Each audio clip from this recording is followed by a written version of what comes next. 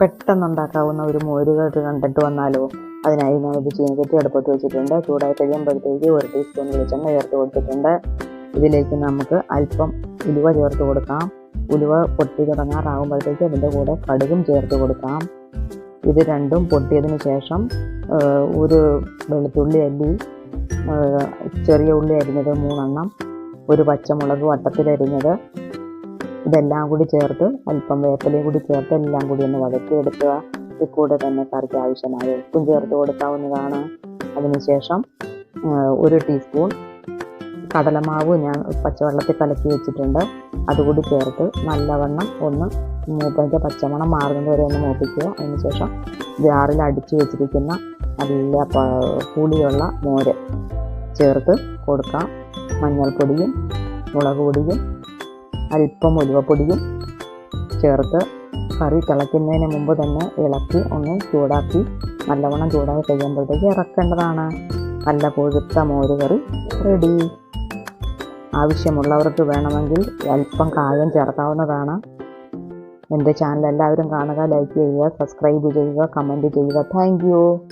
അടുത്ത വീഡിയോ കാണാം. പെട്ടെന്നുണ്ടാക്കാവുന്ന ഒരു മോരുകറി കണ്ടിട്ട് വന്നാലോ? അതിനായി ഞാനൊരു ചീനച്ചട്ടി അടുപ്പത്ത് വെച്ചിട്ടുണ്ട്. ചൂടായി കഴിയുമ്പോഴത്തേക്ക് 1 ടീസ്പൂൺ വെളിച്ചെണ്ണ ചേർത്ത് കൊടുത്തിട്ടുണ്ട്. ഇതിലേക്ക് നമുക്ക് അല്പം ഉലുവ ചേർത്ത് കൊടുക്കാം. ഉലുവ പൊട്ടി തുടങ്ങാറാകുമ്പോഴത്തേക്ക് അതിൻ്റെ കൂടെ കടുകും ചേർത്ത് കൊടുക്കാം.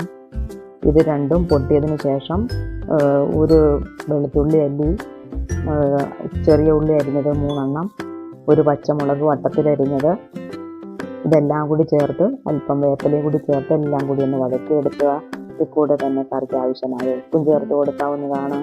അതിനുശേഷം 1 ടീസ്പൂൺ കടലമാവ് ഞാൻ പച്ചവെള്ളത്തിൽ കലക്കി വെച്ചിട്ടുണ്ട്. അതുകൂടി ചേർത്ത് നല്ലവണ്ണം ഒന്ന് മൂപ്പതിൻ്റെ പച്ചമണം മാറുന്നത് വരെ ഒന്ന് മൂപ്പിക്കുക. അതിനുശേഷം ജാറിൽ അടിച്ചു വെച്ചിരിക്കുന്ന നല്ല പുളിയുള്ള മോര് ചേർത്ത് കൊടുക്കാം. മഞ്ഞൾപ്പൊടിയും മുളക് പൊടിയും അല്പം ഉലുവപ്പൊടിയും ചേർത്ത് കറി തിളയ്ക്കുന്നതിന് മുമ്പ് തന്നെ ഇളക്കി ഒന്ന് ചൂടാക്കി നല്ലവണ്ണം ചൂടായി കഴിയുമ്പോഴത്തേക്ക് ഇറക്കേണ്ടതാണ്. നല്ല കൊഴുത്ത മോരുകറി റെഡി. ആവശ്യമുള്ളവർക്ക് വേണമെങ്കിൽ അല്പം കായം ചേർക്കാവുന്നതാണ്. എൻ്റെ ചാനൽ എല്ലാവരും കാണുക, ലൈക്ക് ചെയ്യുക, സബ്സ്ക്രൈബ് ചെയ്യുക, കമൻറ്റ് ചെയ്യുക. Thank you. അടുത്ത വീഡിയോ കാണാം.